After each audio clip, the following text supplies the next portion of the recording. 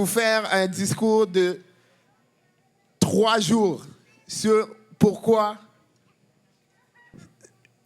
c'est un de mes prédicateurs préférés. Quand je le parle, je dis, toi là, toi t'es l'ultime Kaosi. Toi t'es le plus grand. Toi t'es le plus beau. Toi t'es le plus intelligent. Amen. Et non seulement ça, mais il est loin du Seigneur. Et il a une parole pour nous ce soir. Si on peut accueillir à la chair ce soir le frère Jonathan Kaosi.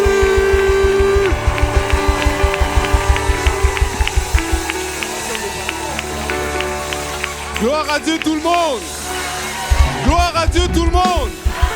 Si on peut donner la gloire à Dieu, amen. Il est digne de tout honneur, de toute gloire et de toute adoration. Alléluia. Il est grand, il est Dieu par-dessus tout. Si quelqu'un peut le lever, sa bonté dure à toujours. Il est fidèle, il ne change pas. Et on l'adore parce qu'il est Dieu. C'est ce qu'il est.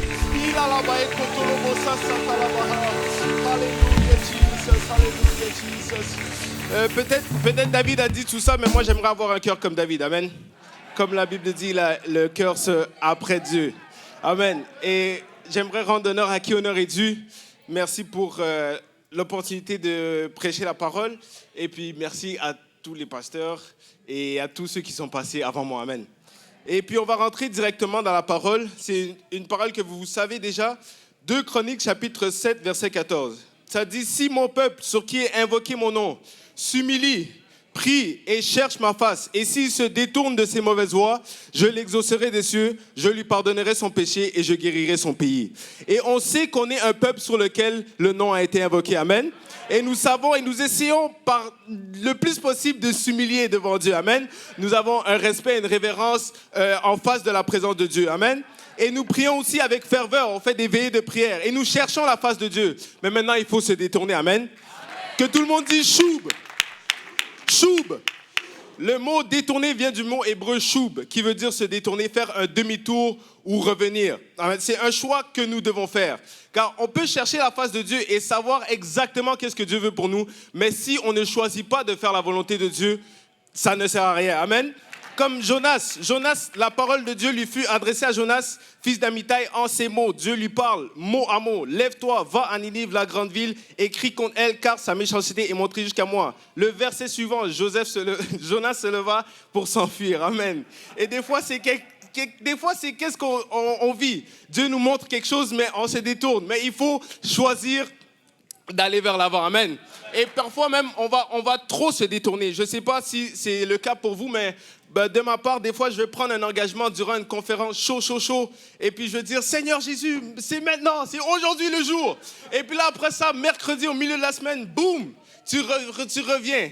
Donc, tu marches et tu te détournes. Tu marches et tu te détournes. Mais aujourd'hui, ça va être un point tournant. Amen.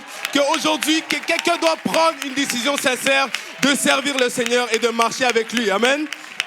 Et le péché, c'est qu'est-ce qui cause cette séparation avec Dieu? Et à cause de notre péché, on doit se repentir, encore une fois, se détourner. Et on doit vivre une vie de repentance. Et nous savons que dans Actes 2:38, ça nous dit qu'on doit se repentir. Et le repentir, ici, c'est metanao, qui veut dire faire un demi-tour. Mais c'est aussi de tourner dans nos pensées, c'est de penser différemment. Et ça prend du temps. Donc, il faut constamment se repentir, il faut constamment se tourner vers la face de Dieu. Amen. Parce que nous sommes charnels et nous n'avons pas...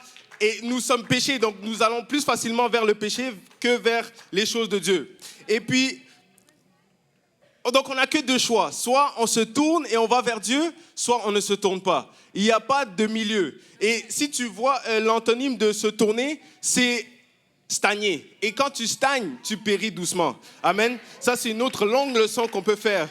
Mais si tu stagnes, ce n'est pas une bonne place à être. Donc soit on se tourne et on marche vers Dieu, c'est la seule option. On va pas se tourner de l'autre côté, amen. On se tourne seulement, on marche et on avance, amen. Donc là, je vais finir avec ceci.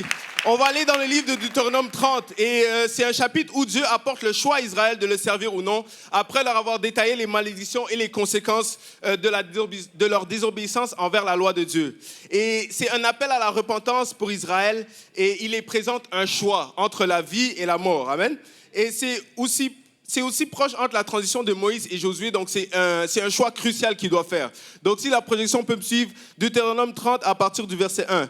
Lorsque toutes ces choses t'arriveront, la bénédiction et la malédiction que je mets devant toi, si tu les prends à cœur au milieu de toutes choses, au milieu de toutes les nations chez lesquelles l'Éternel ton Dieu t'aura chassé, si tu reviens, ici c'est Choub encore, si tu reviens à l'Éternel ton Dieu, et si tu obéis à sa voix de tout ton cœur et de toute ton âme, toi et tes enfants, selon tout ce que j'ai prescrit aujourd'hui, alors l'Éternel, ton Dieu, ramènera tes captifs et aura compassion de toi. Il te rassemblera encore du milieu de tous les peuples chez lesquels l'Éternel, ton Dieu, t'aura dispersé. Donc ici, on peut voir que si on se détourne, choub, et si on se force à obéir au commandement de Dieu, c'est lorsque l'Éternel ramènera les captifs. Amen.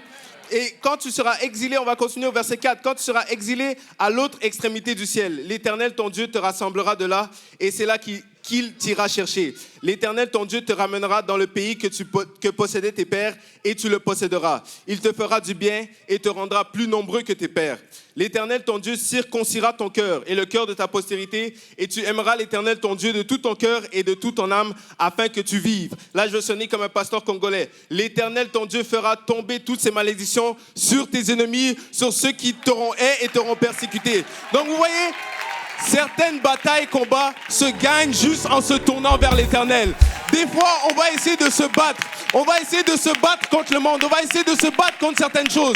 Mais on n'a pas besoin. Tout ce qu'on a besoin de faire, c'est de décider de se tourner et de regarder vers l'Éternel. Il y a certaines batailles qui vont être gagnées. Certaines âmes vont être gagnées juste par votre exemple. Par le fait que vous vous êtes tourné et que vous avez regardé par l'Éternel. On n'a pas besoin de toujours nous battre car nous avons un Dieu qui est derrière nous. Amen. Et nous savons qu'il est capable de tout. Seulement par sa parole, il fait soutenir tout cet univers que nous tenons. Sa parole est fidèle, il ne change pas. Et il est la vérité, amen. Toute chose qu'il dit est vraie. Et donc, si c'est vrai, ça veut dire que ça va arriver, amen. Donc, faisons confiance à l'Éternel, amen.